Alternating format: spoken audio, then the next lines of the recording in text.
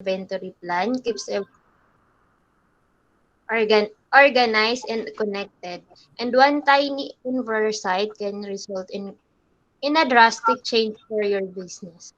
Yes. Thank you, Jamaica. So, pag sinabi natin inventory, hardwiring, ibig sabihin, kapag wala ito, magfo-fall, no, yung business. Kasi sabi dito, kahit konting pagkakamali lang for the inventory, magre-result siya ng malaking pagbabago.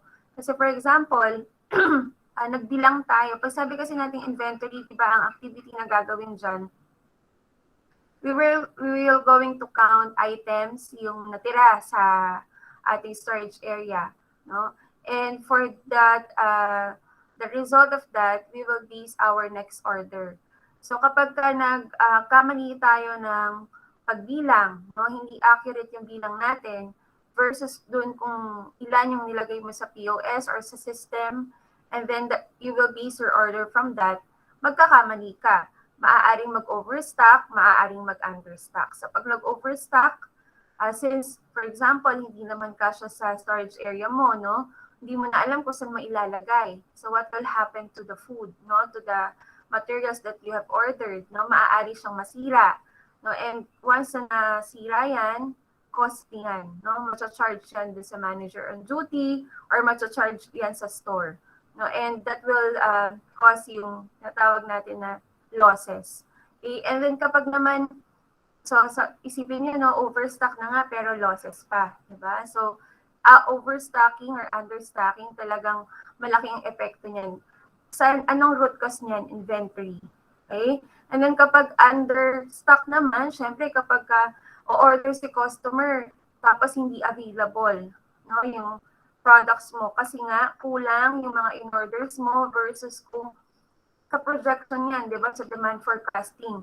Nagkamali ka ng projection, nagkamali ka din ng bilang, no? Akala mo wala na, pero yung pala, meron pa palang nakatabi dun sa bandang gilid, no? Hindi ka nag-check, hindi ka bilang ng maayos. So, nagkaroon ka ng understocking or ng out of not available products, no? So, yun yung magiging problema, loss of sales din. And again, ang pinagmulan niyan is inventory. Okay? So, restaurant food inventory tracking is a loss prevention tool. So, naiiwasan daw yung losses and a measure of profitability for your restaurant. So, paano ba natin matatrack yung inventory? So, manggagaling yan from the supplies that coming into our restaurant, from the items that going out to our kitchen, and doon sa leftover sa kitchen. Okay, so yung tinatawag nating beginning inventory, yung sales natin, and yung ending inventory. So for this one, beginning inventory, ito yung pumasok sa atin, ito yung binibilang natin, no, na available on hand. Yung goes out, ito yung sales, ito yung mga nabebenta natin. And then leftover, ito yung ending inventory, yung natira after the day or during the shift, no, at the end of the day. So, dito natin matatrack yung inventory. Okay? Ano ba yung mga pinagmumulan ng mga losses, no? Kung bakit nagkakaroon ng maling pagbilang, nagkakaroon ng variances. So, sabi nga natin, di ba, itong tatlo, dito tayo nakakapag-track, no? And also, sinabi ko rin kanina yung sales or yung the amount or the quantity of product sold. Nagiging basis din yan ng inventory tracking. And then spillage, no, negative to na spillage. Bakit nagkaka-spillage? Ibig sabihin, hindi standard yung mga procedures na ginagawa. Okay? So, hindi sumusunod sa tamang steps. Nagkakaroon tuloy ng nasasayang tuloy yung mga ingredients. And then, employee mistakes, no, in connection with this. So, minsan din, employee mistakes kapag akala mo yun yung order ni customer, hindi naman pala. Tapos, yung ibang mga wrong orders, minsan hindi nababalik, no? So, once na-consume na yun ni customer, no, mabibilang na siya as, na-deduct na siya sa supplies mo. Which is hindi naman pala nabayaran, mali naman pala yung order. Okay? And then, remedying customer complaints. No? Ito naman, hindi naman to, kumbaga hindi naman siya fully negative kasi you are going to resolve complaints. But then again, the complaints itself, no, yun yung negative. So, iiwasan natin bakit nagka-complain, poor customer service, bad quality of food, no? So, yun. Dapat iiwasan din yan. Okay, and then staff meals. So, minsan yung mga items, no, nababawasan yun kasi in-allocate for the meals of the staff. And then, the last one, theft, no? Ito ay iniiwasan, sana hindi nangyayari, no, sa mga food establishments kasi, syempre, number one, yung values, no, masama magnakaw. And number two, nagkakaroon ng reason kung bakit malulugi yung iyong business, no? Kasi hindi mo naman binabayaran to kinukuha mo. So, yun yung mga nagiging problema sa restaurant, yung theft. Okay, so these are the areas of losses and beneficial for food inventory tracking. Okay, so we have here simple computation. So I hope you review already this one on how to compute food cost percentage. Mamaya we're going to have exercises for this. Food cost percentage, ano ba yon? When we say food cost percentage, this is equivalent to the cost of goods sold divided by your sales. So, paano ba nakukuha yung cost of goods sold? Later, i-explain natin yan. Pero we have the average food cost percentage. So, dapat daw dito lang siya magre-range, no? 25% to 40%. Siyempre, mas maganda kung mas lesser. Kasi ibig sabihin nun, mas konti lang yung ginastos mo for the food, no? But then again, as we compute for the food cost percentage, kailangan mataas yung sales. Kailangan marami kang nabenta. So the more na high yung benta mo and yung inventory mo ay maayos, no, cost of goods sold mo mababa lang, so mas mababa yung food cost percentage and mas malaki yung chance na maging profitable yung business mo. Okay, so average natin again is 25 to 40%.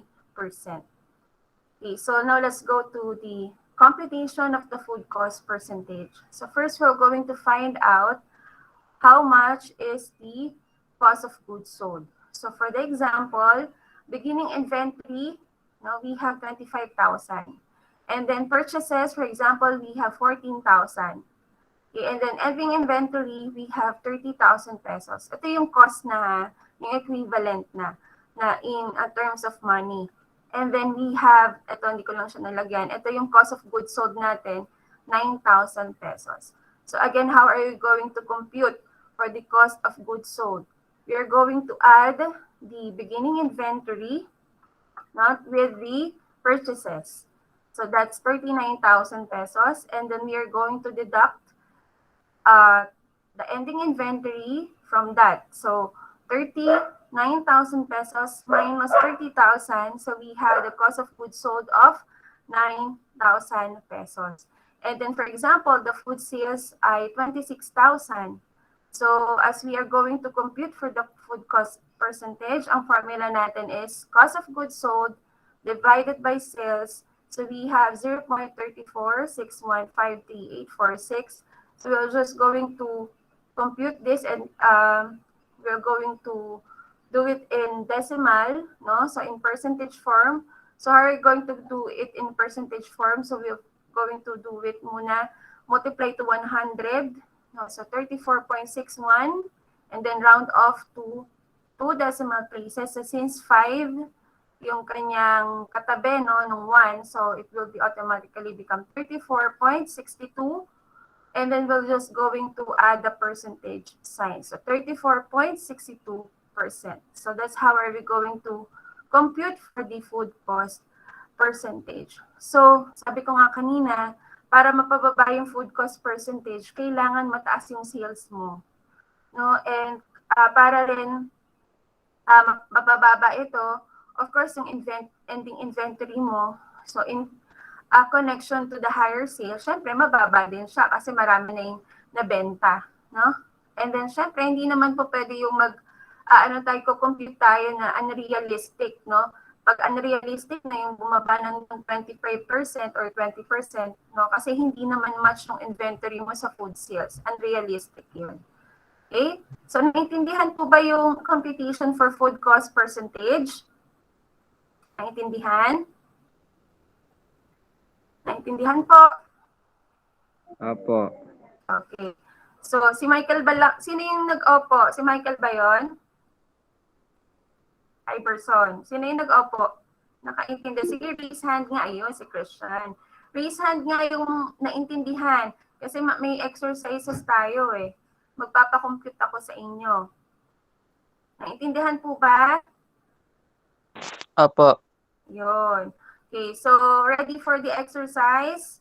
Get a scratch paper and a ball pen.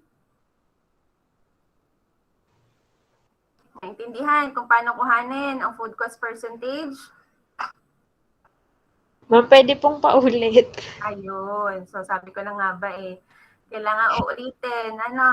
Ayan. So, pag sinabi natin food cost percentage, ang formula natin dyan, cost of goods sold plus divided by sales. So, food cost of goods sold, paano natin siya makukuha? Beginning inventory plus purchases minus ending inventory.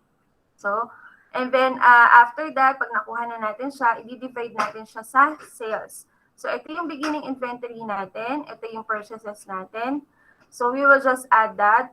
So, 25,000 plus 14,000, ang equivalent niyan? 39,000 pesos. And then we are going to just subtract that to 30,000 pesos, which is our ending inventory. So, we have the cost of goods sold of 9,000 pesos. So, as we get the cost of goods sold, we're going to divide that to the food sales, which is 26,000 pesos. No? So, pag nag-divide kayo, unahin niyo munang i-click dun sa calculator yung 9,000 divided by 26,000. Okay, so we have 0.3461.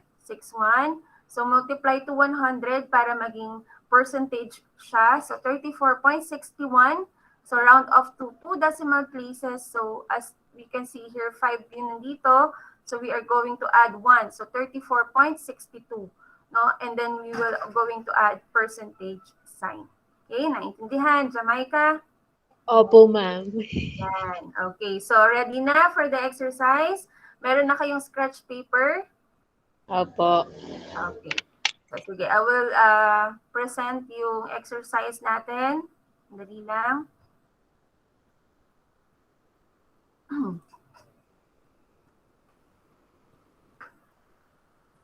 Wait lang. Ayan, wala.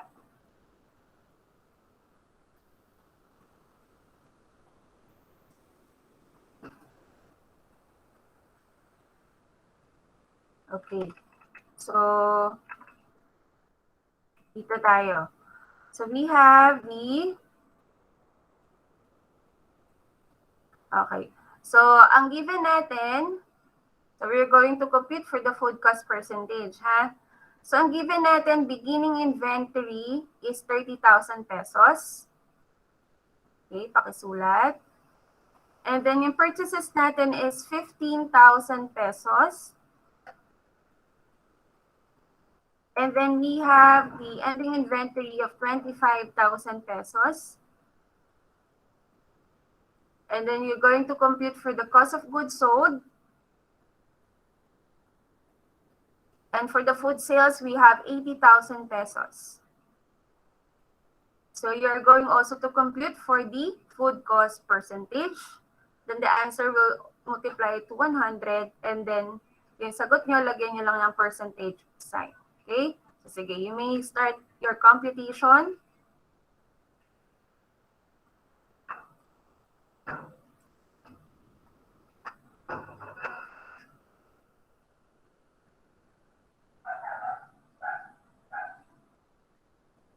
Raise hand if you are finished.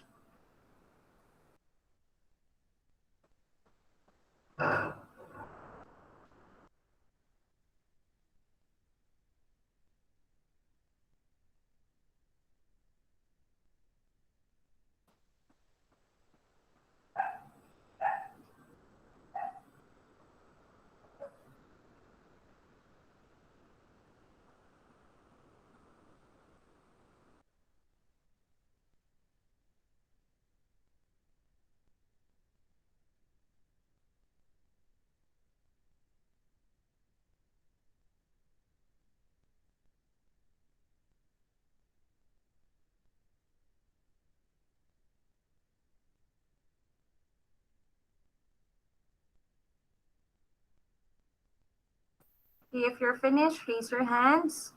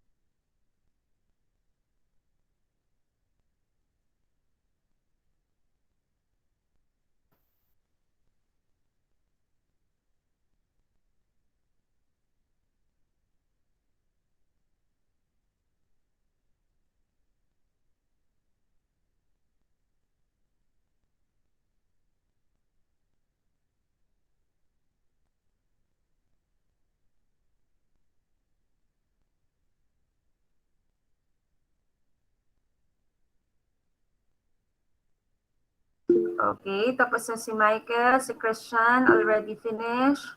Iverson.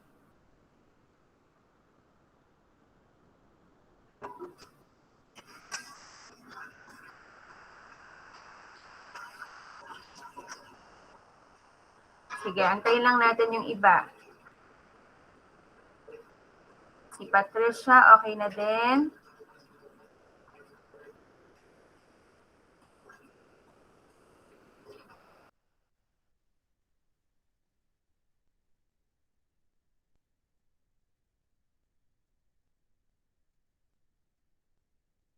How about the others? Tapos na rin ba? Yan, si Ellen, okay na.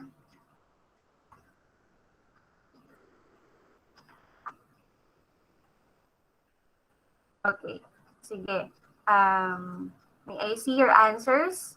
Pakita nyo sa screen kung ano yung sagot nyo. Open cam, pakita sa screen kung anong answer. Based on your computations. Yan, pakipakita po sa screen. Doon sa camera nyo. Okay, si Patricia, the answer is, sige Patricia, may I see? Anong answer mo, Patricia? Ano ma'am, sa cost of goods sold po, 7,000. Sa food cost ma'am, 1.14 po. Tapos sa tinimes po sa 100, 114 po. Okay, sige. Let's see later. How about the others? Patingin ng mga sagot. May I see your answers bago ko ipakita kung ano yung tamang answer. Alam ma'am, sorry po, hindi ko sinulat yung akin. Ay, paano mo nalaman kung natapos ka na? Calculator lang ma'am. Okay. Sige, patingin nung answer mo. Complete mo ulit. John Raven, Okay po. may I see your answer? Hindi ko makita. Zoom mo, ipakilapit. Anong sagot ni John Raven? 15%? Tama ba? 15 yan or 25? 25, ma'am. 25, okay. The others. Michael, Christian, Jamaica, may I see your answer? Sige, sabay-sabay natin ipakita. 25 din akin ma'am. 25%. Okay. Si Ellen, what's your answer?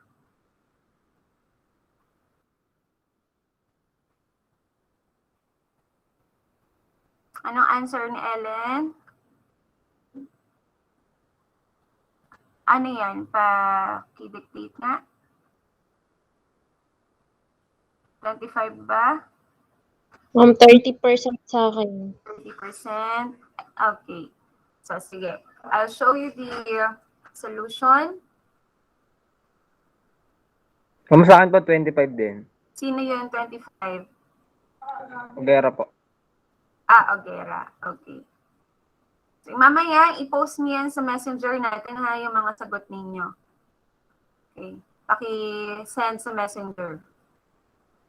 Okay. So let's compute first for the cost of goods sold. So we are going to add yung beginning inventory to the purchases. So we have 45,000 pesos. And then we're going to deduct the ending inventory of 25,000 pesos to 45,000 pesos. So the answer is, anong answer natin? We have 20,000 pesos. And then as we get the 20,000 pesos cost of goods sold, we're going to divide that to 80,000 pesos. So we get the 0.25. Okay, so paano nangyari yon? So yung 20,000 muna ang i-click nyo sa calculator and then divide to 80,000 pesos. So we have 0.25. And then you're going to multiply to 100. So we get the 25. And then lagyan lang natin percentage sign. So 25%. Okay? So yung mga nakakuha ng 25%, that's correct. Yung mga hindi nakakuha ng 25%, kindly recompute, no? Kung paano siya gawin. Paki-double check dito. So as you can see na the answer, no? So alam niyo na kung paano gawin. Okay? Naintindihan? Naintindihan po ba? Yes po. Yes Okay. po. So, paki-screenshot po or paki-picturean, paki-send po sa messenger ang inyong answer. Mamaya I'll check that. Okay. So, let's continue the discussion. So, that's how we compute for the food cost percentage, ha? So, ang range lang natin is 25 to 40. Do not exceed to 40. And yung lesser than 25 is unrealistic na siya. No? So, kailangan bangga din yung inventory mo dun sa food sales. Hindi pwedeng sobrang dami mo, laki ng food sales mo, tapos yung inventory mo naman, hindi naman siya ganun kadami. No? So, parang hindi naman siya realistic. Na saan mo kinuha yun? No? Kung hindi pareho yung, hindi bangga yung inventory. That's why may range tayo na 25 to 40%. Okay? So, we'll continue the discussion for the PowerPoint. Okay, so alam na ha kung paano kumuha ng food cost percentage. Opo. So when we see par inventory, so this is also same with the safety stocks, yung pinag-aralan natin sa reorder point sa ethical sourcing. So ang par inventory, this is also a method of inventory tracking for restaurants. Normal par is the amount you expect to have in-house on a given day. So pars can do change on factors like seasonality, day of the week, weather, parties, events, and more. PAR is a minimum supply required in the store after each food inventory delivery. So, pag sabi natin normal PAR or yung PAR stock, so meron tayong safety stocks, no? Bukod pa dun sa actual order, no? Bukod pa dun sa o-orderin natin. So, ito ay nagbabago in accordance to the events, no? Yung mga uncontrollable factors din, such as yung weather nga natin, di ba? So, pwedeng magbago yan kasi pwedeng tumaas, pwedeng bumaba, depende sa occasion. So, for example, sabi dito, kunyari daw ang orders per week ng fries is 200 French fries o yung order.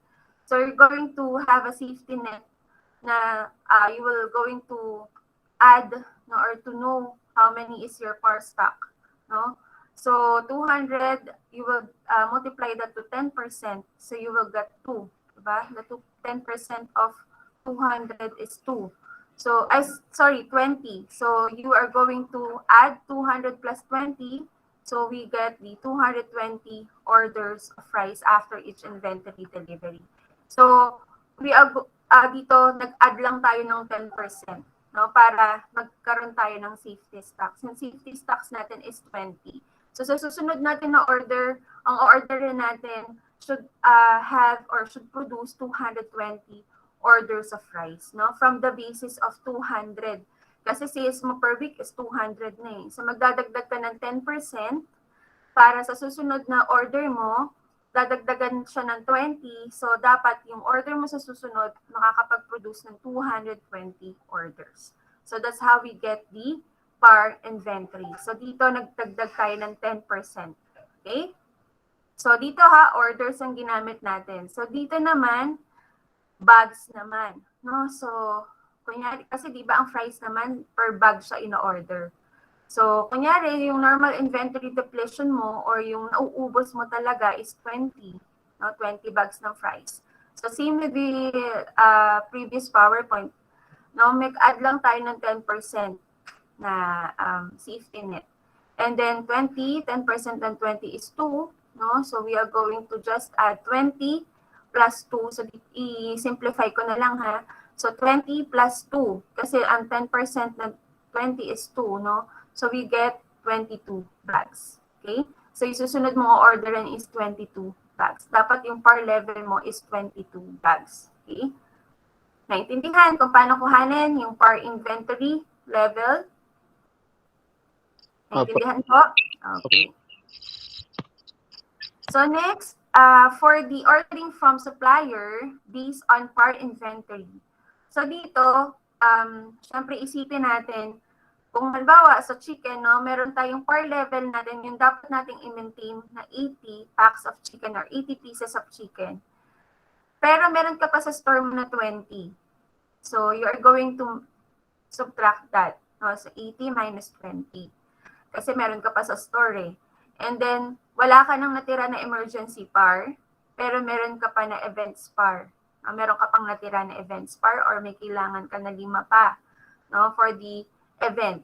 So, 60 plus 5 is 65. So, ito ngayon yung o-orderin mo para magkaroon ka ng 80 na par level for the chicken. Naintindihan? So, ito yung i-maintain mo. So, since meron ka pa sa store na 20, subtract mo siya. And since kailangan mo pa, kasi may event ka, no, kailangan mo pa ng 5, you will add the difference of this two to 5. So, you have 65. So, ito ngayon yung o-orderin mo. Naintindihan? Naintindihan po? Opo. Okay. Pag hindi naintindihan, uulitin natin, ha? Okay. So, we can move to the next slide na. Naintindihan na yung mga computations? Opo. Okay. So, pag sinabi nating seating inventory, ito yung amount of product na nasa in-house. No? Ito yung nandun, yung available. No? Pag sinabi naman nating depletion, ito yung amount of product that is used in a set of period of time. Use, ibig sabihin na consume na. No? And then usage, this is the amount of seating inventory divided by the average depletion in a set period. Or pag sinabi nating usage, ano ba, ilang beses mo ba magagamit? Kung compute mo kung ilang beses mo magagamit yung stocks mo. Okay? So again, seating inventory, in order to get the usage, no, we are just going to divide the seating inventory to the average depletion. Okay, so for example, meron tayong 4 gallons ng mayonnaise, no, and ang ating depletion ng mayonnaise or average depletion is 1 gallon a week. Okay? So, in order to compute for the usage, you're just going to divide. So, 4 divided by 1 is 4. So, ibig sabihin, 4 na beses mo magagamit yung stocks mo na 4 gallons. Kasi per week, isang beses mo lang or isa lang yung nakukonsume mo. So, the usage is 4. Okay? Naintindihan? Naintindihan po ba? Opo. Okay. Hindi nalilito? Hindi naman. Oo, basic math pa lang naman tayo dito, ha? Wag malilito, ha? So, kinuha lang natin dito yung usage. Ilang beses ba natin magagamit? So, again, ano nga yung formula on how to get the usage? Anybody? Ano yung formula on how to get the usage? Seating inventory divided by Average depletion in a set period. Yes, average depletion in a given period or in a given time frame. Okay, that's correct. Okay, so in order to compute naman for the variance, no? Pag sinabi nating variance, ito yung negative to in such ways, no? Hindi siya negative kapag lang understock ka or may negative variance ka. Negative din siya kapag may positive ka na variance. Ibig sabihin, hindi sakto, no, yung mga bilang mo versus dun sa naka-register sa POS. Okay, so for example, pag sabi natin variance muna pala, this is the difference between your product cost and the usage amount cost. No? Kung ano yung product cost mo minus dun sa ginamit mo. Okay, so for example, 100 worth of chicken at the end of the day, pero sabi sa POS, 95 lang daw. No, yung naka-register na chicken doon na nabenta mo. Pero ang inventory mo, no, 100 na yung naibenta mo. Okay, so ano yung nangyari? Nagkaroon ka ng -5, no? Meron kang kulang na -5 kasi nga from the POS, 95 lang yung benta mo eh. Pero sa bilang mo 100 siya, nawawala yung 5. Okay, hindi na bayaran yung 5. So, ano ang mangyayari? So, you're going to compute for the variance or variance percentage. So, you will just going to know the difference, no? So, 100 minus 95 is equals to 5. Okay? So, meron ka na dito na 5 as your variance or -5. So, di-divide mo lang siya sa 100 na ito yung basis mo na binilang mo eh. So, the usage amount cost. So, meron kang -5% na variance. I-divide mo lang yung difference ng 2, 100 saka 95. And then, yung -5 na difference, i-divide natin to 100. Ito yung worth of chicken, no? So, we have -5%. So, again, sabi ko, hindi porket negative, yun lang yung negative na variance. No? Lahat ng variance ay negative yung impact sa store.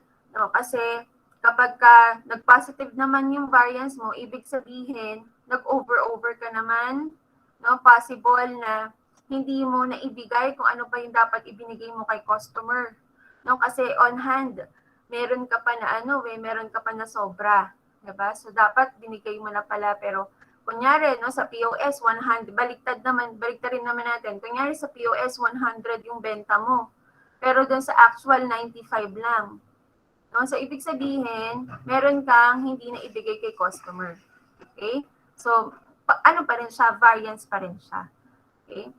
So, negative and positive variance is bad for the store. Okay? Naintindihan kung paano kuhanin ng variance? Opo, ma'am. Okay. Okay, so let's go now to automated inventory management.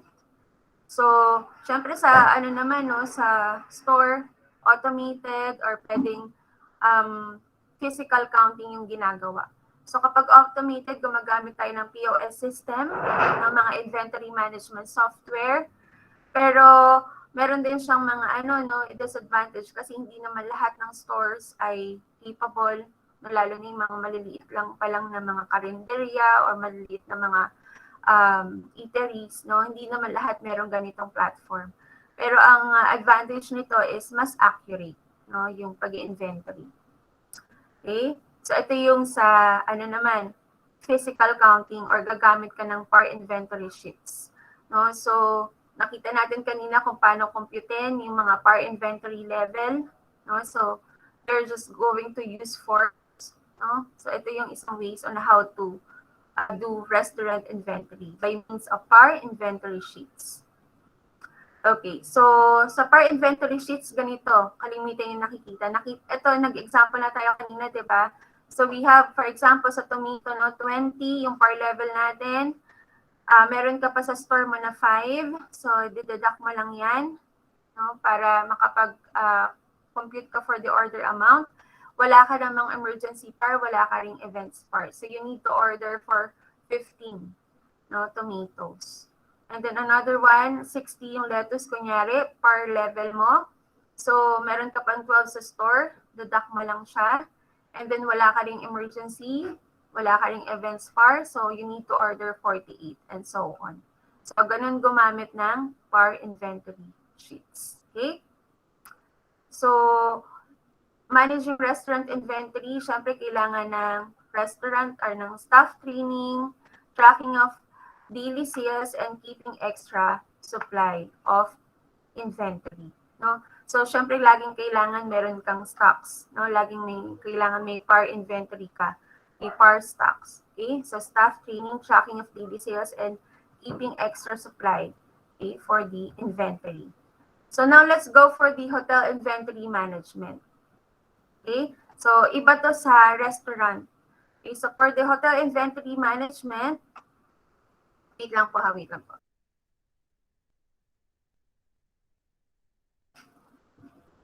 For the hotel inventory management, ang titignan natin dito yung revenue management and yield management. So revenue management, this is how to create and manage demand. No, yield management naman, maximizing returns. No, kung meron kang demand, no, paano ba siya mabibili? Okay? So factors, pricing, distribution, and market segmentation. So pag sinabi nating pricing, syempre depende to sa season, peak season, low seasons, no? Nag-a-adjust sila ng pricing, no? Depende. Para, kumbaga, para ma-distribute nila, no? Para mabenta yung mga rooms. Kasi kapag may crisis na nga or hindi naman, kumbaga, low season naman, tapos mataas pa yung presyo ng mga room mo or room rates, diba? Hindi ka na pupuntahan. Okay? And then for the distribution, maraming channels of distribution, no, on how hotels are being advertised, no, through internet, social media, pwede rin print ads, magazines, etc. And then market segmentation, syempre, we need to know ano ba yung target market mo, ano ba yung needs ng market, no, or is your hotel capable of giving the needs of the target market surrounding your hotel, no, or the environment of the hotel. Okay? So sabi dito, being aware of your market and variable preferences, demands, and affordability of different demographics are paramount to understand how to price and distribute your room sales. So yun yung nagiging basis. Okay? Yung market segmentation or yung preferences ng target market natin. Okay, so now let's go for the room inventory. So the number of rooms available for hotel to sell or distribute across all channels. So, syempre, titingnan mo, how many rooms ba are available? Di ba nag-ano na kayo, housekeeping? Tama ba? May housekeeping na kayo, di ba, na subject? Dati po. Ano yung status ng mga rooms kapag available for the guest? Ano yung room status? Door maid sign na nilalagay. Ready, Charis. Yes, vacant ready. Tama yon, Iverson, di ba? Pag naka-vacant ready, ibig sabihin, yung room is available for occupancy, ready for occupancy na for the guest. No? So, later on, ito na pala, no? We will compute for the occupancy rate. No? So, how are we going to compute for the occupancy rate? Ibig sabihin nito, mini-measure natin, ano ba yung percentage ng occupancy ng hotel natin, no? So, occupancy rate is equals to rooms sold over rooms available. Okay. So, I have here an example. So, we're just, I will going to flash the example for the computation of the occupancy rate for a while lang po.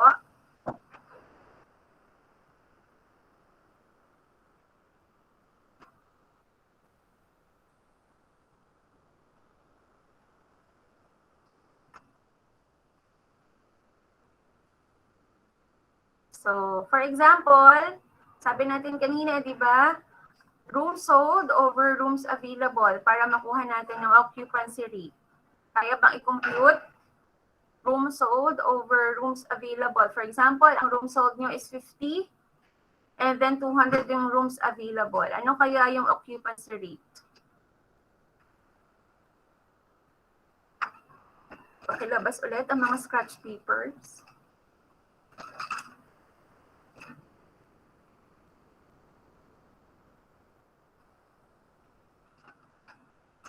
Nagko-compute ba?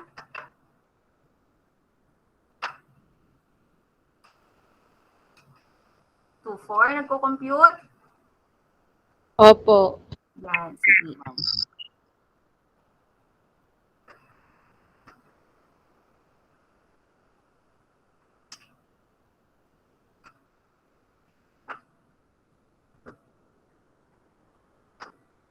Raise hand kung tapos na. Okay na si Michael.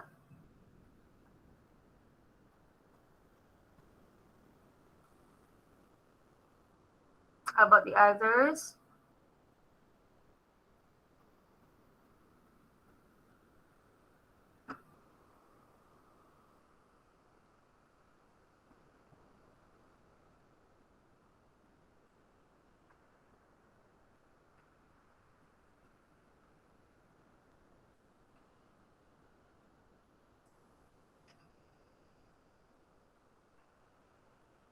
Tapos na? Tapos na din ba yung iba?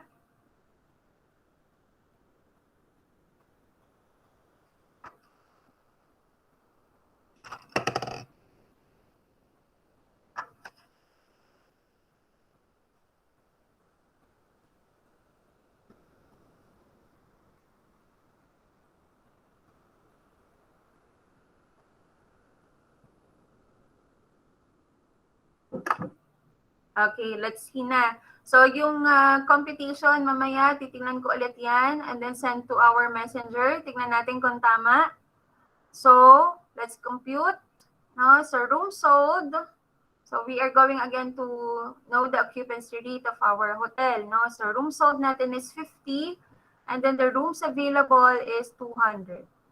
So, we have 0.25. So, divide lang natin siya. 50 divided by 200 is 0.25. And then we are going to multiply to 100. So, we get 25%. Lahat ba 25% ang sagot? Opo.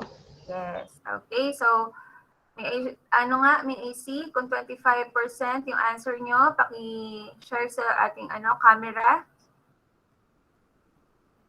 Paki-picturean. Ayan, pakitapat ang camera sa answers nyo. Kung 25% ang nakuha.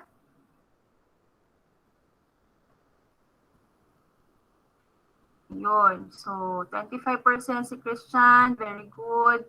Iverson, so ano mo pa? Lapit mo pang konti. Ayun. Tama. Si Iverson, 25. Then Jamaica also, 0.25. Very good. 25%. John Rave. May AC.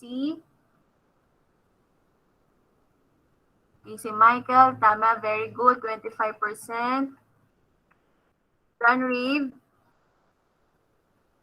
And Renz, patingin ang answer. Renz, nahilo na ako, Renz. Patingin ang answer mo. Ayun. Ayun. So, sige, lapit mo pa, Renz. Hindi ko masyadong makita. Ayan, very good. Tama. 25. Okay, very good. Girls, how about yung mga girls natin dito? Tama ba? Patingin nga ng mga answers. Yan, tama si Michael, 0.25, 25. Ellen, Patricia, nakuha ba? Jamaica? Opo. Okay, si Jamaica. Opo. Ellen, Patricia, okay, sige. So, paki-screenshot, mamaya ay sir, paki-send sa messenger ha, yung picture. Titignan natin ulit later. Okay, so that's end of the discussion for the inventory management. Naintindihan po ba yung discussion natin? Opo, ma'am. Yun. Medyo parang nakakalito lang yung computations, pero ano naman yan, pag nasa mismong store na kayo, no, magagamay nyo na yan. Alam nyo na yan kung paano gawin. At least you have your background on how to compute for the inventory. Okay? So, for the process flow in supply chain, so dito naman, yung concept naman itong topic na to is about the difference between process and flow. So, pag sabi natin process, diba, kung isipin nyo, systematize, diba? Mas systematize siya. Pag sabi natin flow, movement. Okay? So, basically, when we say process, this is a process view of the firm provides much more relevant picture. So, nakikita mo kung paano siya gumagalaw, paano nagmo-move, no? Yung management ng isang organization. So, focus tayo sa supply chain. Okay? And then, syempre, sa paano ba gumagalaw o how processes works, no? We need to have inputs. yung external environment natin nakaka-affect yung process and the operations, no? Internal and external customers. Pag sabi natin internal customers, ito yung mga suppliers, even employees. Pag external customers, ito yung mga buyers natin, no? Yung mga bumibili, customers natin externally. And information on performance, very important din yan. So as to produce outputs, which are goods and services. So when we see nested process, ito yung processes within a process. No? So syempre, meron tayong mga specific departments, no, sa organization. Each department meron yung mga procedures, mga SOPs or standard operating procedures. And bawat isa dyan ay merong mga processes. So yun yung tinatawag nating nested process. Okay? So service and manufacturing process. So, ito ang concept nito is tangible and intangible. Service, syempre, ito yung mga service processes pervade the business world. No? Lahat naman, basta ang goal mo is to provide customer service. So, lagi yung tangible and intangible. No? Laging service and manufacturing. And those two, meron din siyang mga processes or procedures. Okay? So, meron tayong tinatawag na core processes. This is a set of activities that deliver value to external customers. So, managers of these processes and their employees interact with external customers and build relationships with them. So, yung kumbaga aalagaan mo, no, kumbaga yun yung pinaka-hardcore, no, core processes.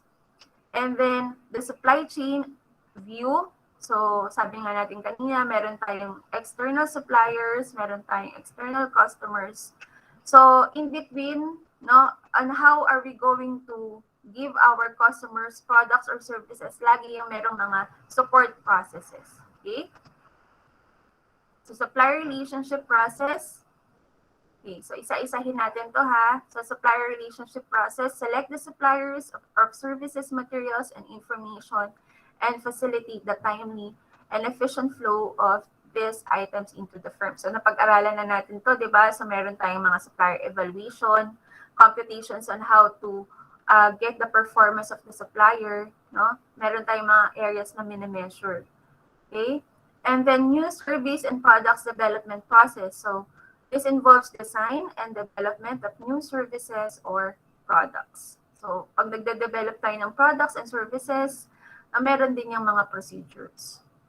And then order fulfillment process includes the activities on how are required to produce and deliver the service or products to external customers. So kung paano tayo nagbibigay or paano nare-receive ni external customer yung products from us. No? So syempre, receive muna natin yung order and then ipaprocess natin. And then ipipick, no? Pwedeng galing sa distributors, manufacturers, and then ipapack, and then warehouse, and then ship na. Okay, so this is an example of order fulfillment process. Pero sa industry natin, restaurant, di ba, magagaling to sa commissary, raw mats natin, and then ipaprocess sa kitchen, no? And then available for ordering, and then pag nag-order si customer, isa-serve kay customer. So, ganun sa restaurant. Sa hotel naman, no, amenities, diba? Yung mga available for the hotel services, meron ding F&B, and other services offered for them, no? Pwedeng mga gyms, no? Pwedeng mga, depende, no? Pag hotel kasi mas malawak siya. Pwedeng may mga gaming and casinos inside the hotel. No? So, iba-iba din yung order fulfillment process pagdating sa hotel. Okay, and then customer relationship process. So, ito very important. So, ito rin tinatawag natin customer relationship management, okay, or CRM. So, you are focused on how to improve yung customer relation, and meron din yung mga procedures. Okay, so process analysis across the organization. So, sa organization, systematize yung approach. No, may mga sistema. So, the documentation and detailed understanding on how work is performed and how it can be redesigned and done. No, so, redesign meaning nag-evaluate ka na. So, through systematized approach, no, meron ka mga procedures na finalo, and at the end, you are going to redesign. Okay? And then sabi nga natin, first, identify mo muna opportunity. No? This is also connected with the systematized approach of process analysis across organization. Identify muna yung opportunity, and then define the scope, document the process, evaluate, redesign, and implement. Okay. So, pag sinabi natin identify the opportunities, no, sino-sino ba yung mga supplier, build supplier relationship, new service and product development, order fulfillment, and customer relationship. When we say defining the scope, this is a broad process that stretches across the whole organization and involves many steps and many employees. And a design team consists of knowledgeable team-oriented individuals who work at one more steps in the process, conduct the process analysis, and make the necessary changes. Okay, so in defining the scope, alamin mo muna ano ba yung mga kailangan ng organization mo as you identify the opportunities. And then meron din yung mga procedures. No? And then, of course, you need to document the process. No? Documentation includes making lists of process inputs, suppliers, internal or external, outputs, and customers, pwede rin siyang internal or external. And remember, sa documentation, hindi lang kailangan na through internet or software, but also you need to have physical documentation or yung black and white documentation. Okay? And then evaluate performance. So this is also very important kasi nakikita mo ano ba yung kulang, ano ba yung kailangan mong i-improve, no? And kung kailangan mo bang mag-redesign. So may mga procedures din yan. So in redesigning, through evaluation, careful analysis of the process and performance of selected metrics should uncover disconnects or gaps between actual and desired performance. Yun yung measure mo, di ba? So, ano ba yung reality, no? Versus dun sa expectations. So, as you evaluate, you are going to redesign, and in redesigning, meron din siyang procedures. And then implementing the process, as you redesign, no, meron ka ng implementation, ano ba yung binago mo? Okay, so of course, meron din yung mga procedures. Okay, so pag sinabi naman natin flow charts, so sabi nga natin movement, di ba? Flow chart traces the flow of information, customers, equipment, or materials through the various steps of process. So flow charts are also known as diagrams, process maps, relationship maps, or blueprints.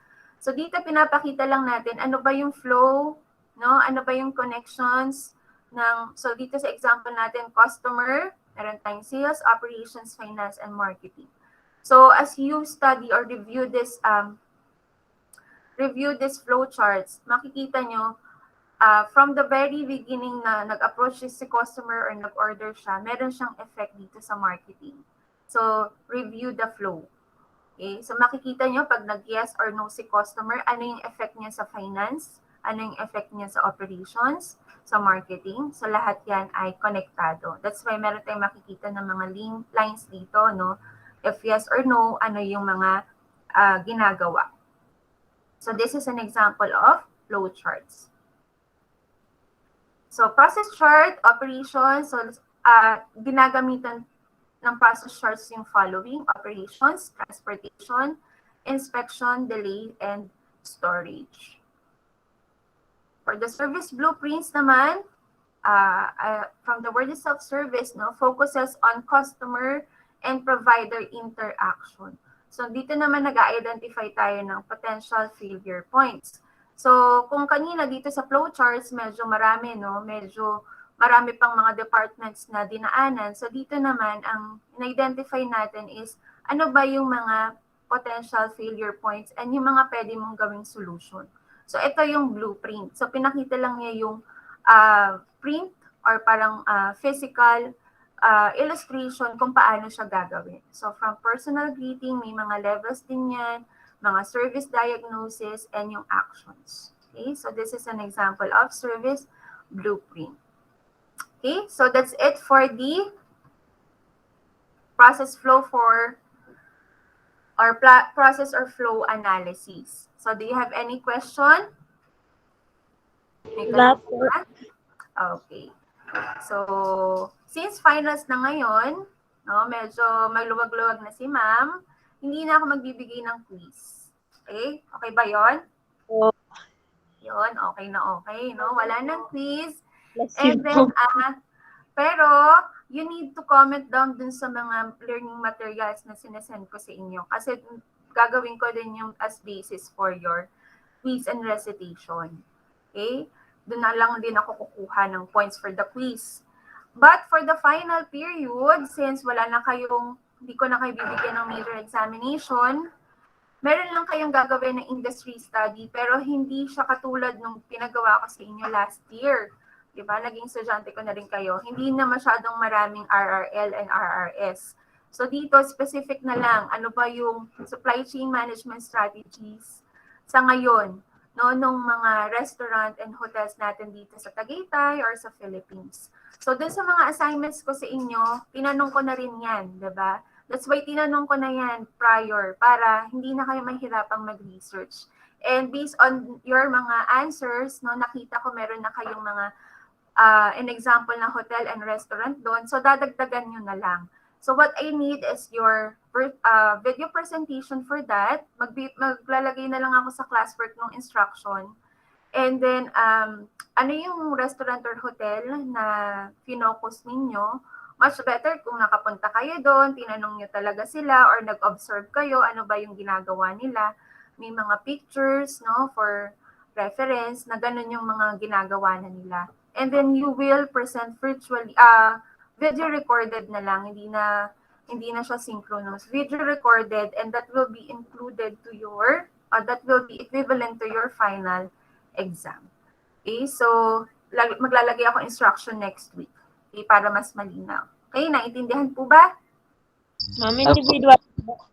Yes, tama, Jamaica. Individual yung work, no? Yung inyong final examination na yon.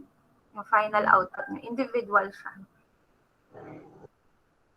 Okay, para hindi mahirapan kasi last year si Michael lang mag-isa. Michael by group, tapos ikaw lang mag-isa. And para rin hindi na rin kayo masyadong ma-delay kasi minsan cause of delay yung iba eh. Pag may ginagawa, hindi agad nakaka-comply sa mga meetings, no, and all. Eh, konti na lang yung time natin hanggang January. Ano na lang tayo eh, January 13. January 13 to, wait lang. January 13, January 10 to January 15 yung inyong inyong exam na finals. So, doon yung submission nyo. So, konti na lang, 5 weeks na lang. So, para rin hindi ma-delay yung iba. Individual work na lang. Okay? Okay. Meron pang question? Opo. Ma'am, last na po. Sige. Ma'am, may face-to-face na po ba next sem? Wala pang announcement sa amin officially, pero since nga marami ng vaccinated and pinaka-kompleto na, probably mayroon na siya next Pero wala pa sa aming ina-announce sa aming mga faculty. Pero possible yon kasi nga vaccinated naman na lahat. Halos. Okay? Any more question? May tanong pa? Wala na? Sige, open cam for our picture. Naku, natutulog pa si Shang. Sorry ma'am, nag-tad yung camera. Halatang hindi bumangon. Nasa kama lang. Sa kama lang ako ma'am, nakaupo. Nakaupo. Dapat may study area kayo, yung nakaupo, para hindi antukin. Okay, sige. Open cam, Sham. Double check, baka tawag doon, hindi naka-front cam. Ayan. Michael, Ellen, Jogi. Ang dami natin, ha? Probably next week, asynchronous tayo. Magbibigay lang ako ng instruction sa inyo. I'll try isa pang topic, pero wala namang quiz, no? Lang kayo sa learning materials, comments lang, no, about on what have you understand about the PowerPoint that I will send you, no? Tingnan natin, i-compress ko na yung lesson para makapag-focus na kayo sa final output ninyo. Okay, Jogi, ayaw talagang open yung camera. Yun. I-ano nyo naman yung mga mukha nyo. I-ano nyo sa camera. Mga walang nakikita natin eh. Yan. Jogi Mar, nakahiga ka pa. Upo na, upo. Ayan. Okay, picture na. Hahap lang talaga yung nakikita ko kay Jogi Mar. Siya. Okay, sige. Okay, let's have a picture. 1, 2, 3. Smile. One more. 1, 2, 3. Patricia, tanggal mo yung ano sa mukha mo, kamay mo. Yan. 1. 1, 2, 3. Ayan, nagkamali pa ako ng pindot. Wait lang. Isa pa. Ayan, nag-close cam tuloy si Patricia. Okay, 1, 2, 3. Okay. Thank you very much, Best HM24. Stay safe and sana matapos niyo yung activity natin. No? Sa finals pa naman yun. Bago ko isend sa inyo yung, yung instruction. Thank you. Stay safe. Bye-bye. Thank you, Bye, ma'am. ma'am. Thank you, ma'am. Salamat.